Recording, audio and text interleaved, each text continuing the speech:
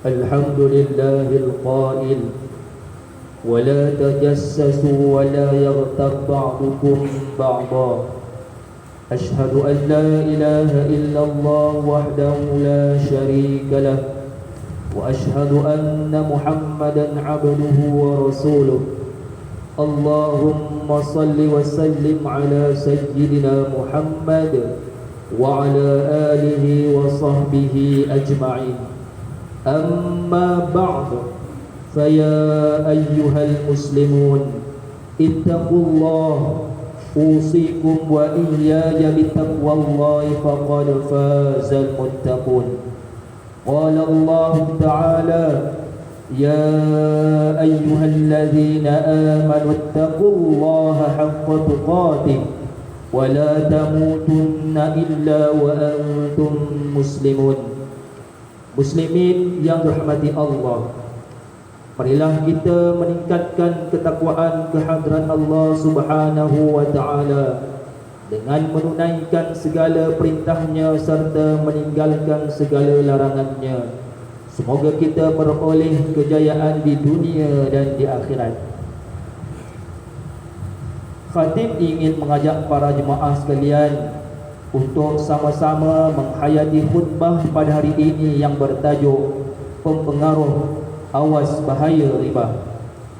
Hadirin Jumaat yang dirahmati Allah Subhanahu wa taala, tahukah tuan-tuan bahawa riba itu merupakan salah satu daripada dosa-dosa besar?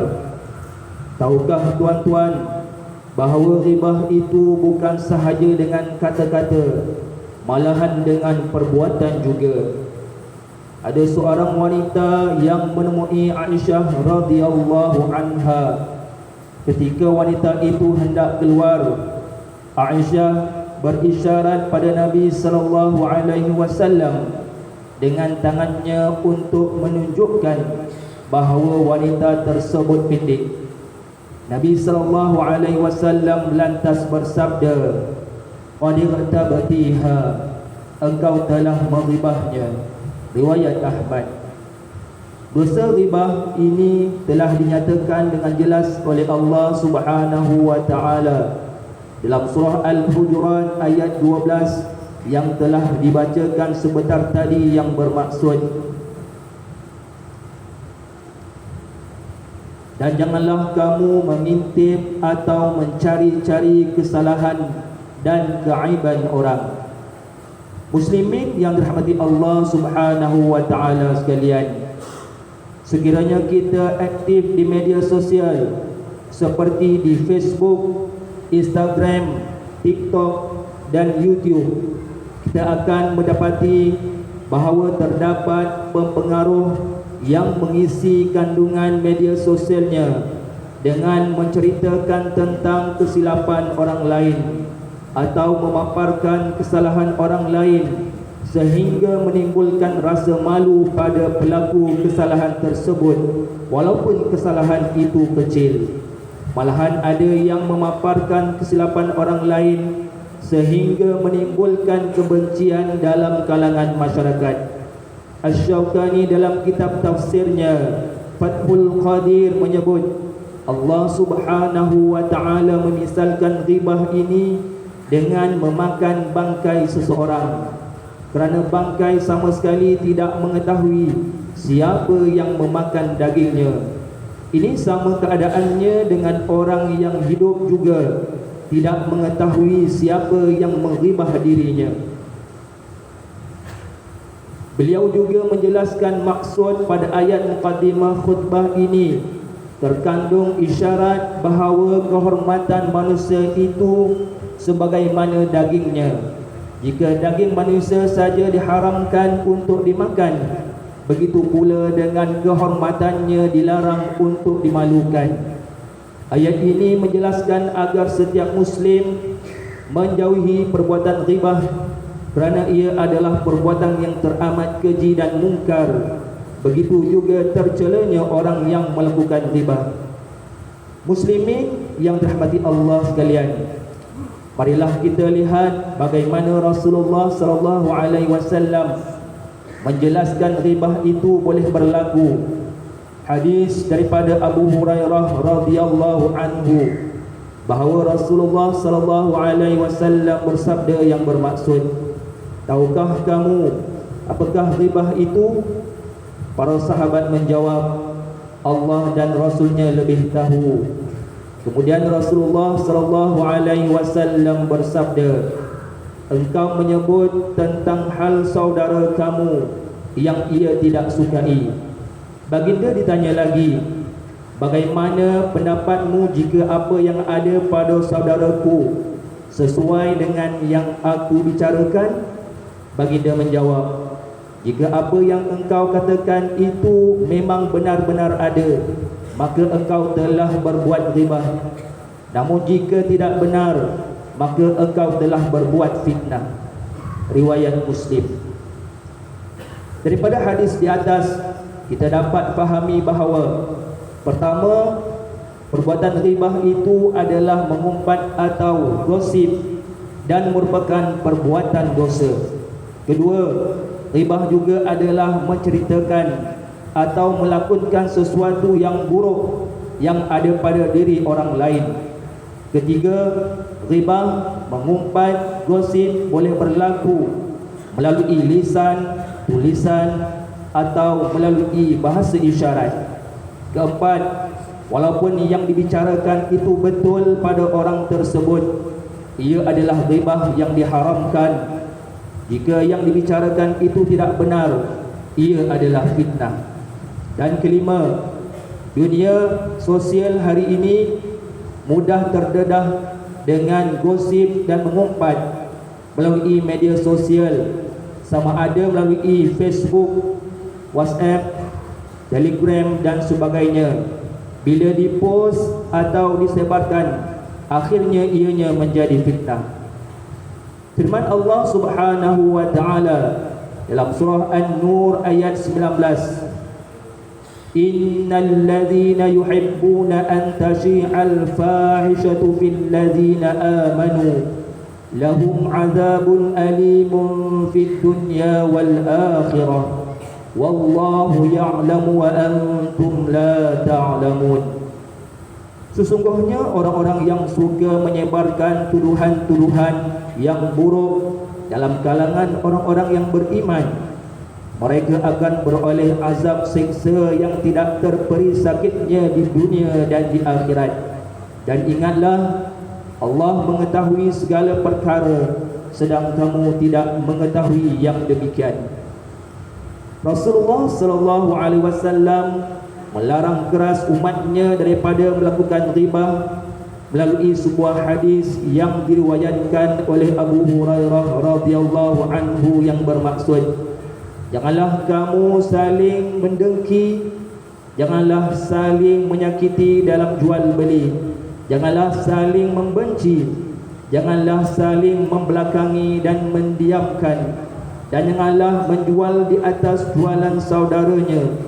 Jadilah hamba Allah yang bersaudara. Seorang Muslim adalah saudara untuk Muslim lainnya. Kerana itu, dia tidak boleh berbuat zalim, memulaukan, berdusta dan menghina yang lain. Takwa itu di sini, Baginda sallallahu alaihi wasallam memberi isyarat kedadanya 3 kali. Cukuplah seseorang berdosa jika ia menghina saudaranya yang Muslim. Setiap Muslim atas Muslim lainnya itu haram darahnya, hartanya dan kehormatannya. Muttafaqun alaih. Oleh itu, marilah kita menjauhi sifat ghibah ini, apatah lagi sekiranya kita aktif di media sosial. Hadis daripada Abu Hurairah radhiyallahu anhu bahawa Rasulullah sallallahu alaihi wasallam bersabda, man kana yu'minu billahi wal yawmil akhir falyaqul khairan aw liyasmut. Siapa yang beriman kepada Allah dan hari akhirat, hendaklah dia berkata baik atau diam. Muttafaqun alaih. Muslimin yang berbahagia, pengaruh hendaklah menggunakan pengaruh yang ada bagi menggalakkan pengikutnya di media sosial supaya menyebar dan melakukan kebaikan, menggalakkan pengikut supaya berakhlak mulia dan menjaga adab di media sosial, serta menjauhi sifat-sifat mazmumah, tidak menimbulkan perselisihan faham dan persengketaan yang berpanjangan. Ingatlah sabda Nabi sallallahu alaihi wasallam daripada Abi Mas'ud Al-Ansari radhiyallahu anhu, "Man dalla ala khairin falahu mithlu ajri fa'ilihi." Sesiapa yang menunjukkan sesuatu kebaikan, maka dia mendapat pahala sama seperti orang yang melakukannya. Riwayat Muslim. Berwaspadalah apabila melajari media sosial. Pastikan benar dan sahih terlebih dahulu, kemudian barulah disebarkan. Allah Subhanahu wa ta'ala menegaskan dalam surah Al-Hujurat ayat 6, "Ya ayyuhalladzina amanu in ja'akum fasiqun binaba'in fatabayyanu an tusibu qauman bijahalatin fatusbihu ala ma fa'altum nadimin." Wahai orang-orang yang beriman, jika datang kepada kamu seorang fasik membawa sesuatu berita, maka selidikilah untuk menentukan kebenarannya, supaya kamu tidak menimpakan sesuatu kaum dengan perkara yang tidak diingini dengan sebab kejahilan kamu mengenainya, sehingga menjadikan kamu menyesali apa yang kamu telah lakukan. Muslimin yang dirahmati Allah sekalian, daripada khutbah yang disampaikan ini, marilah kita mengambil iktibar dengan menghayati isi kandungannya agar dapat dijadikan pedoman dalam hidup ini. Pertama, umat Islam hendaklah menjaga hubungan baik sesama manusia yang merupakan tuntutan selepas daripada keimanan kepada Allah dan hari kiamat. Kedua, umat Islam juga wajib meninggalkan perbuatan ghibah, iaitu mengumpat, bergosip dan menyebarkan keburukan orang lain, terutama sekali di media sosial. Dan ketiga, umat Islam hendaklah sedar bahawa mulut adalah antara punca utama yang menyebabkan manusia itu menjadi penghuni neraka. A'udzubillahi minasyaitonir rajim. Wailul likulli humazatil lumazah. Celakalah bagi sesiapa pengumpat dan pencela. Surah Al-Humazah ayat 1. Barakallahu li wa lakum fil Qur'anil azim, wa nafa'ani wa iyyakum bima fihi minal ayati waz zikril hakim, wa taqabbala minni wa minkum tilawatahu innahu huwas samiul alim.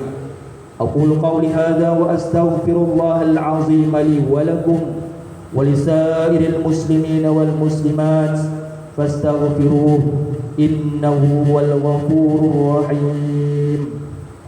Allahumma inna nas'aluka bi hurmati hadzal yawmil mubarak an takshifa 'anna qurbatana wa an taghfir lana dhunubana wa an tarzuqana min haitsu la nahtasib wa sallallahu wa sallam alaihi bi rahmatika ya arhamar rahimin walhamdulillahi rabbil alamin.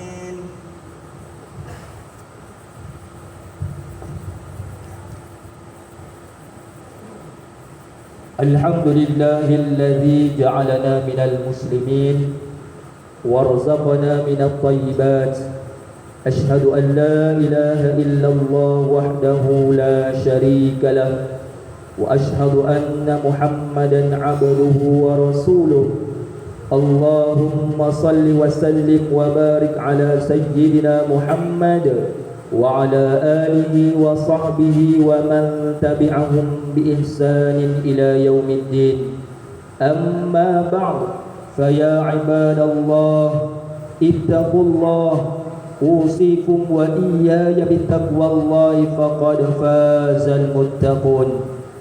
Hadirin yang dirahmati Allah sekalian, marilah sama-sama kita bertakwa kepada Allah Subhanahu wa taala dengan melakukan ketaatan kepadanya dan menjauhkan diri daripada perbuatan keji dan maksiat. Innallaha wa malaikatahu yusalluna 'alan nabi ya ayyuhalladzina amanu sallu 'alaihi wa sallimu taslima. Allahumma salli wa sallim ala sayyidina Muhammad wa ala alihi wa ashabihi ajma'in. Allahumma ghafir lil muslimina wal muslimat wal mu'minina wal mu'minat al ahya'i minhum wal amwat innaka sami'un qaribun mujibud da'wat wa ya qadiyal hajat. Allahumma a'izzal islam wal muslimin wa ahlikil kafarata wal mubtadi'ata wal musyrikin. Allahumma inna nas'aluka wa natawassalu ilaika binabiyyikal amin wa nas'aluka bi asma'ikal husna wa sifatikal uzma an tahfaza bi 'aini 'inayatikar rabbaniyah wa bi hifzi wiqayatikas samadaniyah jalalata malikinal muazzam Sultan Selangor Sultan Syarifuddin Idris Shah Al-Haj ibni almarhum Sultan Salihuddin Abdul Aziz Shah Al-Haj. Allahumma adimil auna wal hidayata wat taufiq was sihhata was salamata mink liwali ahli Selangor Tengku Amir Shah ibni as-Sultan Syarifuddin Idris Shah Al-Haj fi amni wa salahi wa afiyatin bimannika wa karamika ya zal jalali wal ikram. Allahumma atil umrahuma muslihain lil muwazzafin wal ra'iyyati wal bilad wa balligh maqasidahuma li tariqil huda wal rasyad. Ya Allah, kurniakanlah petunjuk kepada kami untuk mendirikan salat fardu 5 waktu secara berjamaah, menunaikan zakat melalui lembaga zakat Selangor, mewakafkan harta melalui Perbadanan Wakaf Selangor, dan menginfakkan harta pada tabung infak jariah umat Islam Selangor Tijari, dan kepada anak-anak yatim melalui Yayasan Islam Darul Ihsan. Allahumma ya dafi'al bala idfa' anna hadzal waba wal bala wal marad wasyada'id wal mihan bilutfika ya latif innaka ala kulli syai'in qadir wa bil ijabati jadir. Rabbana hab lana min azwajina wa dhurriyyatina qurrata a'yunin waj'alna lil muttaqina imama. Rabbana atina fid dunya hasanah wa fil akhirati hasanatan wa qina adzaban nar. Ibadallah, innallaha ya'muru bil 'adli wal ihsan wa ita'i dzil qurba wa yanha 'anil fahsya'i wal munkari wal baghi ya'izukum la'allakum tadhakkarun. Fadhkurullahal 'azima yadhkurkum washkuruhu 'ala ni'amihi yazidkum was'alu min fadlihi yu'tikum wala dzikrullahi akbar wallahu ya'lamu ma tasna'un.